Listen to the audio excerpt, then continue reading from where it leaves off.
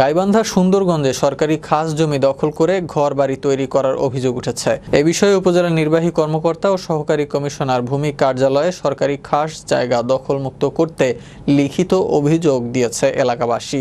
স্থানীয়দের অভিযোগ, উপজেলার বেলকা ইউনিয়নের তালুক বেলকা গ্রামে স্থানীয় ইউপি সদস্য রেজাউল আলম কোনো কিছুর তোয়াক্কা না করে অদৃশ্য শক্তির বলে এবং প্রশাসনের তদারকি না থাকায় কোনো বাধা ছাড়াই নিজের ইচ্ছে মতো খাস জায়গা দখল করে ঘর নির্মাণ করছে।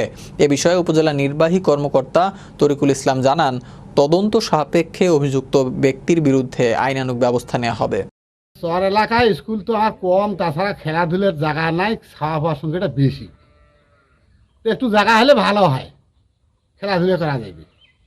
অনেক তার অর্থ সম্পদ অনেক কিছু তার আছে, তাই একটা মনে করো ইউনিয়ন পরিষদের মেম্বার, কিন্তু তারপরও তাই যে খাস জমি দখল করে দিয়ে থাকে, এই কাজগুলো তো তাদেরই করার দরকার।